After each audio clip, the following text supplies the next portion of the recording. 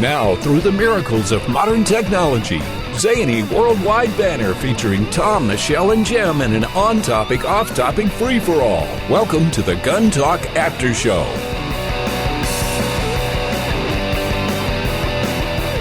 All right, this is now the after show where we talk about all sorts of things and have some fun. We've got Jim Kinsey over there. Hello, James. Greetings, sir. Michelle Cleland is over in the corner where she belongs. No. Jim's in the corner.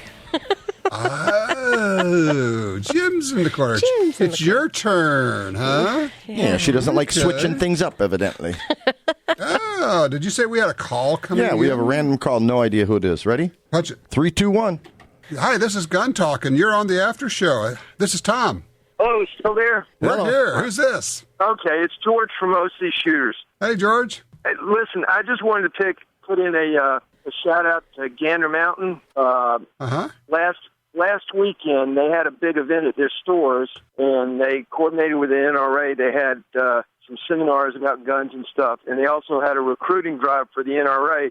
With the $10 discount, the NRA membership ended up costing $30, and they gave away to everybody who joined or renewed the NRA $25 gift card. Oh wow! So your NRA membership for 1 year ended up costing $5. So anybody that won't do it for that is just they're trying to make a statement. So yeah, I get it. That's terrific. I mean, and look, bottom line is, like them, hate them, indifferent about them, you just got to belong to the NRA, and I would suggest also the Second Amendment Foundation, but the NRA at a baseline, because we need the numbers. It's the numbers that count, because politicians can count. Yeah, and your local state organization, you should belong to that. Other places, they have the same thing, but they only give like $10 or so. And so that was really big of them. You know, they have, I don't know how many stores. They have hundreds of stores.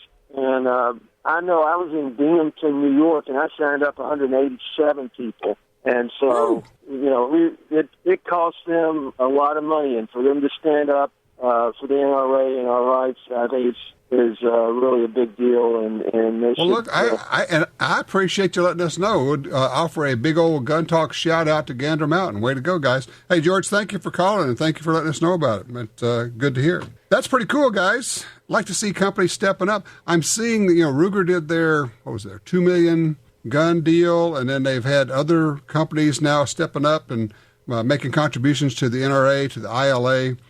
You know what it is? Everybody knows how important this election is now. I mean, that's what's happening. Yeah, it's for all the marbles, basically. It is, and I try not to let it shake me, but there are times when this election just spooks the devil out of me.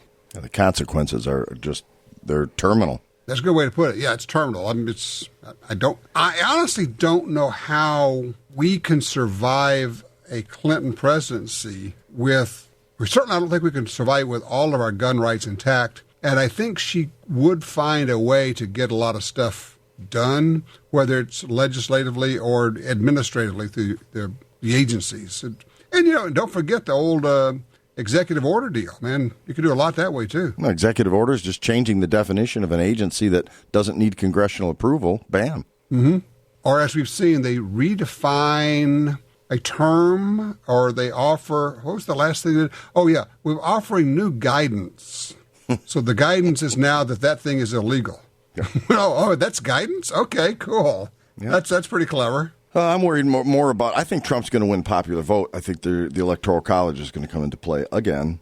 Well, as of, was it this morning, Reuters was saying that the Electoral College was tied. I don't know that I believe that yet. And, I will tell you, and I've had several people send me emails. Oh, Tom, you don't understand that, Trump may bumble some words and all, but his people are behind him. And I go, yeah, I understand that. But every time he screws up, like I think he really did with the whole Hillary's guards should drop their guns, I understand the point he was trying to go for, but he's so awkward in his phrasing that he leaves the door open for misinterpretation. He leaves the door open and invites an attack. And the attacks have an effect on people. And they go, he said what? And they don't actually listen to what he said. They listen to what the New York Times says he said. And they go, oh, man, I might have been for that guy, but he's just. And so you end up with that. And, If you give away 2% of the election, you give away the election. Right. And it's not his supporters. They're dyed in the wool. They're not going anywhere. Oh, yeah. It's the people in the middle. And there's some Democrats that aren't thrilled about Hillary, and they'll just sit it out and vote. And,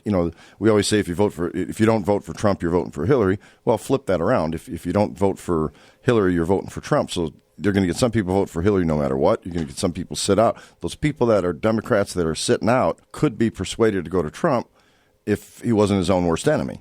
And I know some dyed-in-the-wool, hardcore gun rights people who are not going to vote for Trump. Mm-hmm. They just say, can't do it, not going to do it, I'm going to go third party. I understand all the things you're saying, but I don't trust him at his core, and I just can't do it. So I don't know what to do with that. So it's not even the brashness of his conversation. It comes down to the core of who he is. Yes. For some people, it's he was once a liberal and a gun banner, and I don't trust that he's changed. But for other people like Brad Thor, who say, look, Trump is an authoritarian, and an authoritarian historically is more dangerous than Hillary Clinton would be. I don't know. I'd say back the truck up a little bit on that, Tom. You got Hillary, who's definitely going after guns, and she doesn't make any qualms about it. You've got Trump, who, let's say he may go after guns, and he's just full of BS, and he's just saying what he wants to get the right vote. I guess I still got to go with maybe versus a sure thing. Yeah, when the sure thing is bad, the maybe bad is better. Yeah, well, and isn't it just, Michelle, doesn't it drive you crazy that this is the choices we have this time? Well, yeah, and, I guess it's been like the last several elections where you've got to choose the least evil, your best version of the worst. Least attractive. Yeah, it's like, could anybody really work up any enthusiasm from Mitt Romney? Yeah, right. Like, what a yawner. And I'm hoping that he is true with where he stands on a Second Amendment. I mean, he was very vocal at his convention with it. I think it's something that is true to the core of his children, who are the ones that, through doing some research and whatnot, have changed his thoughts of stance with that. So I got to believe that he's willing to listen to those that he holds near and dear to him, that, put him where he is, at least where his thinking. So, and like you say, it's the better of two evils. We don't have a choice. We either have the ability to have rights or everything gets taken away. Supreme Court, federal judges. I mean, this just goes down the list into the states. So it's not even just the major. Do you want to get shot in the foot or the chest? Pick one. Right. Yeah, and I hope every once in a while I get the feeling that Clinton's criminal behavior, and there's nothing less than that, with the emails, with the classified, with the lying to the FBI, with, which I think is obstruction of justice, probably conspiracy to obstruct justice. All of that, I think, it is having a drip, drip, drip effect on the population, on the public. Well, just take her word for it. She's on the up and up. She didn't intend to do anything, Tom. Right, exactly.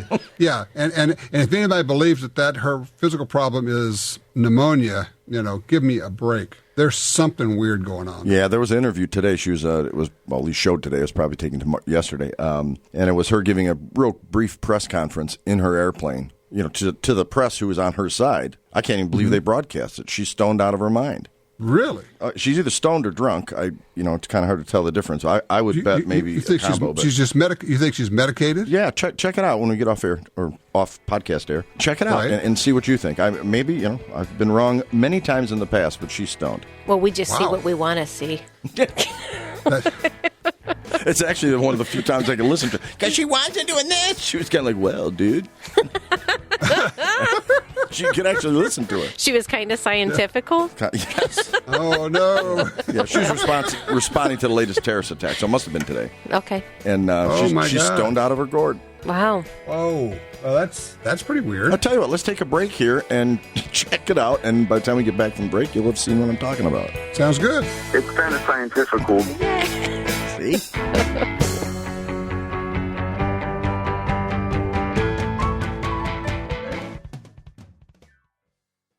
Fans of Slip 2000 EWL gun lubricant will want to try EWL 30 this summer. The thicker EWL30 sits up, migrates less, stays wetter longer, and will not dry out. Perfect for long-term storage. It also holds up better in hotter conditions while still providing the excellent high round count performance you have come to expect from the original EWL. Slip 2000. We're all about gun care. Learn more at slip2000.com.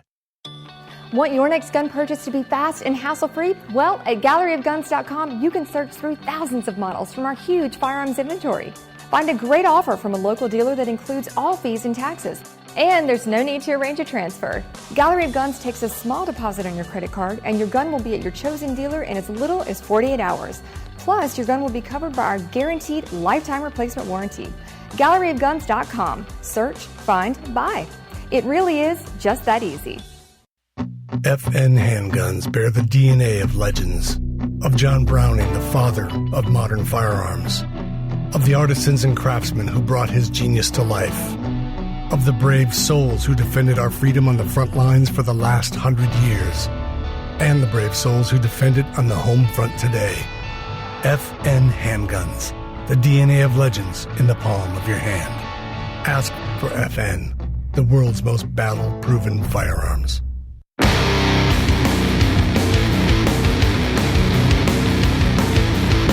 All right, we're back. Jim is still here, Michelle. Could you not do anything about that? I've tried.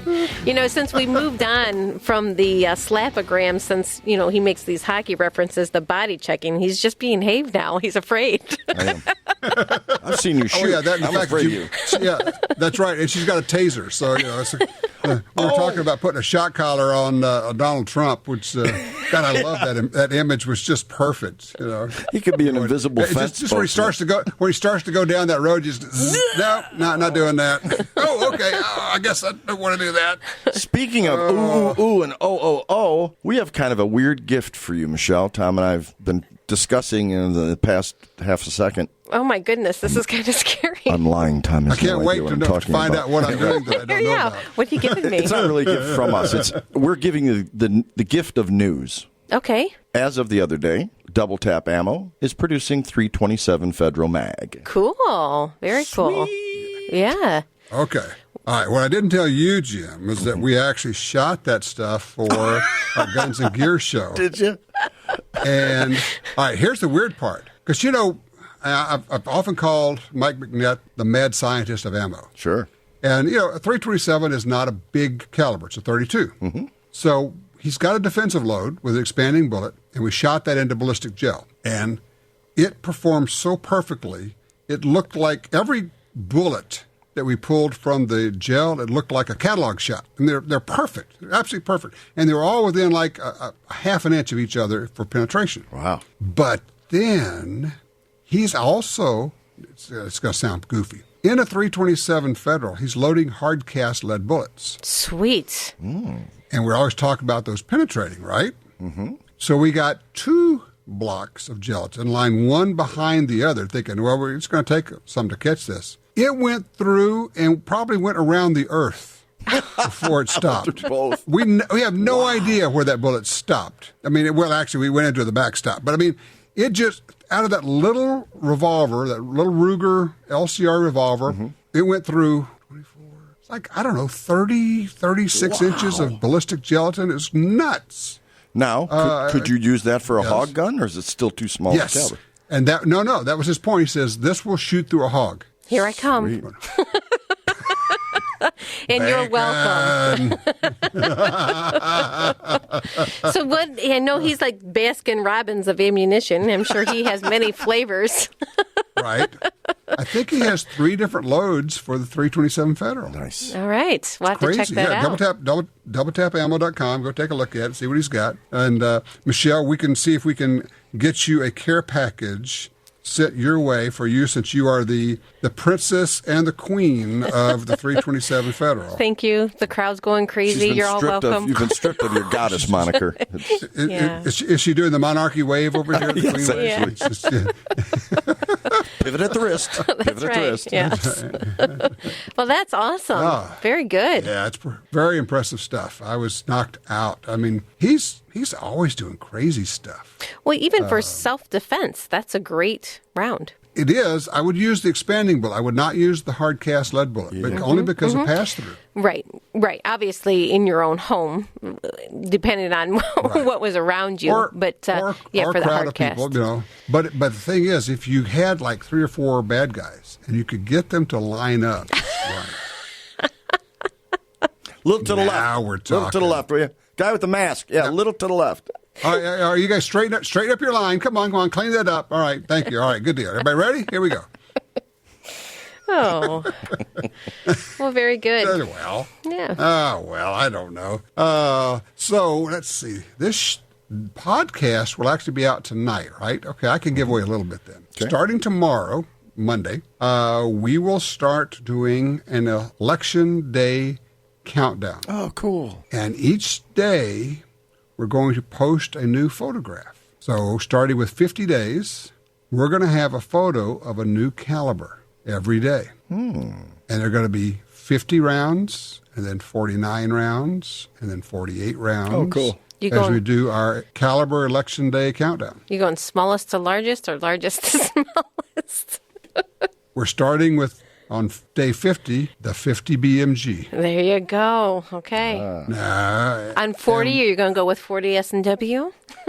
Maybe. I don't know that we're going to be quite that organized because none of us are actually organized at all. Yeah, what are you going to do when you get to day 35.7? You got nothing. Yeah, that's right. We'll just shave a little bit off of the side of the cartridge. 38, yeah. It's I started poking around in the ammo and kept finding weird stuff. Of course, I mean, some of this ammo goes back 40 or 50 years I've had, or that Dad had. And so we're going to have weird stuff there. I mean, I was showing it to some of the guys in the office, and they're going, what's a 221 Fireball? Ooh, cartridge of the world throwback. There you go.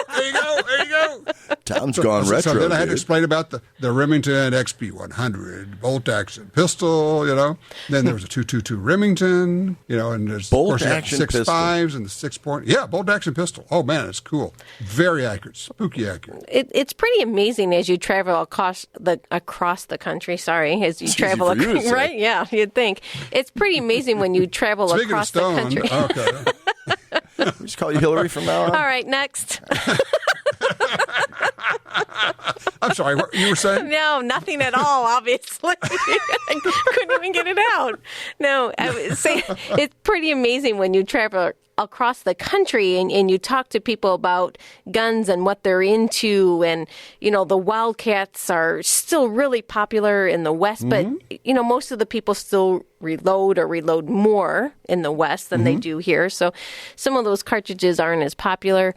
The 6.5 Creedmoor and the 308 long range stuff is just taken over by storm. And I know Savage just recently introduced the rifle in that caliber as well. But it's just kind of funny to talk to people because it is so different. And the Fireballs and the Wildcats and all that stuff that is retro to a lot of people. Right. Is still very popular to some. Well, you got things like the 280 Ackley improved, and I was grabbing like the 257 Roberts and the 25-06 and 270s and 264 Win mags. 300 Weatherby, 300 Winchester mag, 300 H&H mag, Blackout. 416 Rigby, Blackout, 458, Win mag. You're going too fast. Some I can't write these all down. Yeah, I know. It was like 38 Super and what was a 9x25 Dillon. I mean, it's like, what? And it's just some weird stuff. So every day we're going to have a cool photograph of some caliber, and it'll be our countdown to the election. So that's our fun deal. So in order to see them, you have to be on the Gun Talk Facebook page, follow me on Twitter, or Snapchat, the Gun Talk Snapchat. That's where we're going to post them. So if you want to see them and share them and go, man, you're not going to believe this cool ammo. And Tom said on day 7.62, we will. Oh, my gosh. Are you giving a history or just giving a picture? We'll do a picture and we'll do a little line about the caliber, just a little something. You're kind of limited on how much you can say. Right. Like Twitter, it's 140 characters, and Snapchat, you could go longer, but nobody wants to read a bunch of stuff. So No, it'll just be kind short of and sweet. 264 Win mag, blah, blah, blah, It was the 7mm mag of the time, but just a little bit smaller. Now, will you be sourcing cartridges of the World Unite? I actually don't need to. I just pulled it out of my head. So you thought I was going another place, didn't you? Tom Cyclopedia. Pulled it out. Yeah. I'm glad you went anterior. I gave you a pause there. Yeah. See, I just messing with you there. So no, and it was just so cool. I started filling up these tubs of ammo, and then filled up another tub of ammo, and then I filled up a third tub of ammo, and went, okay, I think we can make it through 50 days without going with the same caliber. I would think. That's when you think about that, that's pretty weird. It's interesting. Obviously, he's 7.62 by 39. Oh yeah, and then you got to add in shotguns. So you got 410, 16, 28 gauge. Some of those and then you go with we're going to have bird loads and slug loads and different things like that. So we got some really weird looking stuff like old black Talon boxes of ammo. Cool. And that's outlawed old stuff. Yeah. Actually, it never was, of course, but everybody thinks it was. Right. So it was cool. And I've got several boxes of black Talon super duper ammo. Of course, the Winchester Ranger XP? It's the same bullet, same stuff. It's just better now. Isn't it funny how all the ammo now is better? Yeah, I was going to say that's like the best stuff you could get way back when you could get it, and now it's like run of the mill. Well, so much stuff better. It is. Yeah. Well, they've introduced like all the polycase ammunition, which is so off the chart in comparison to our everyday ammo, and it's crazy. Yeah, but people love it. Heck yeah. Story for you: polycase ammo. This projectile that's kind of a polymer brass or some polymer copper blend. Do you know where the original thought was on that, where it came from? This was interesting. Paul at Polycase, he was working in Central America for a 3-letter agency that starts with C and ends with A. And CJA, CQ. Yes.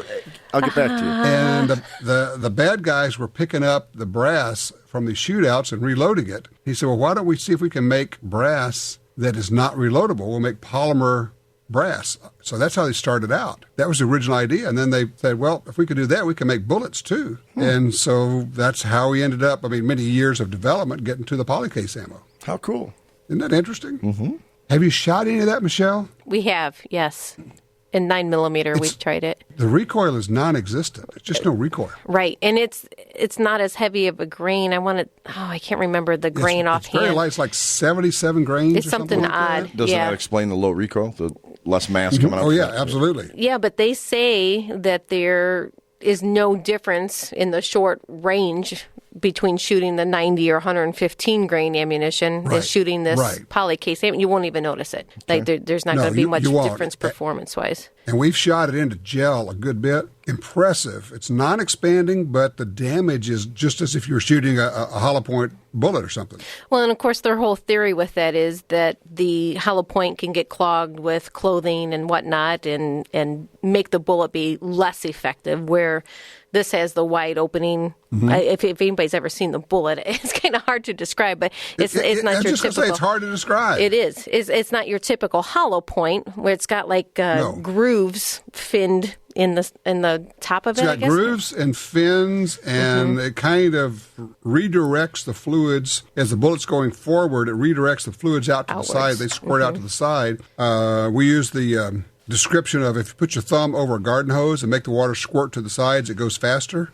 You can squirt water out. So same deal there. It's basically squirting the tissue, the fluids out to the sides, and that creates the damage. It's pretty weird when you think about it. But man, I think they're onto something. Yeah, they've got it in all the major calibers. Ruger obviously believes in it too because they've licensed their name with it. So that's right. Got a whole line of Ruger ammo with this polycase, and they're loading it in some rifle ammo. What was it? I can't remember. Wasn't a 450? The 50 Beowulf out of an AR. Wow. We smoked a hog with it. It looked like you had dropped a house on it. It went down so fast. No kidding.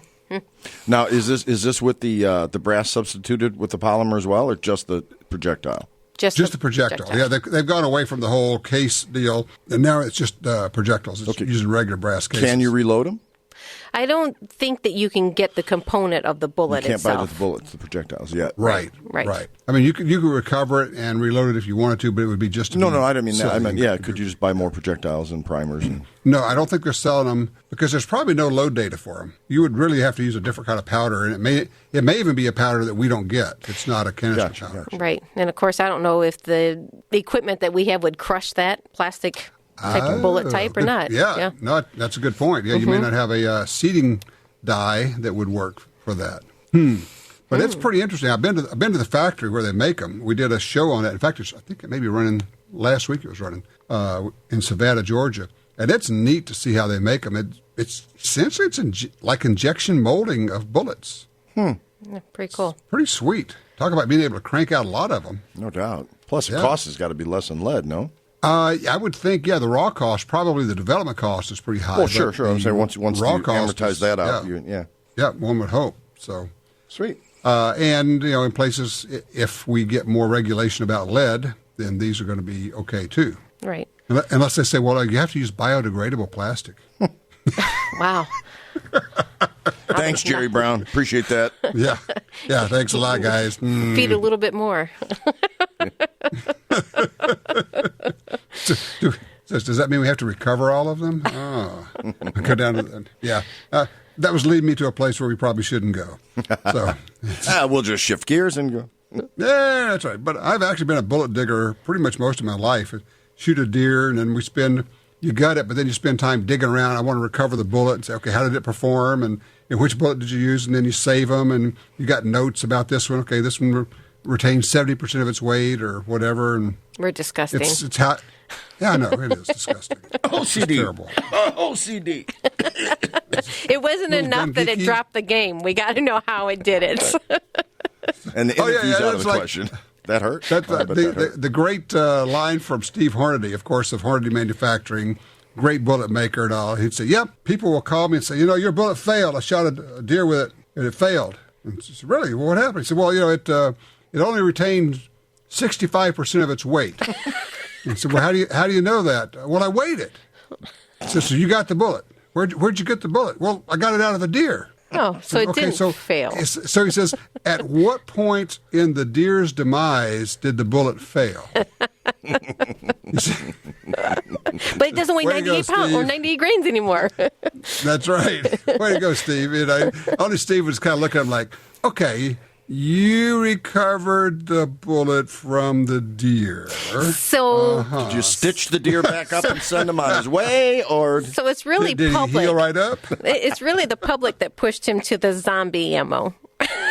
Oh, probably so. Oh, he got into the zombie thing huge. Yes, he did. Didn't he work with Ted on something? Didn't he and Ted have a zombie round or something? Or I don't remember. Ted has ammo. I thought it was zombie based. Ted has ammo. Yeah. Could be, but who knows? It sounds like something Ted would do. All right, so you're going to work on getting a guy to talk about the ICANN internet host or internet hub leaving the U.S.? Think we can find somebody? That would be great. I'm going to poke around while I'm at GRPC and see if there's somebody there. There may be somebody there who's up on it. We are going to talk about the UN and what's going on with that, the international stuff. We've got somebody coming on to talk about that. Cool. We'll have Alan Gura on. And by the way, just a little tease, Alan said, and oh, by the way, I'm not supporting Trump. Okay.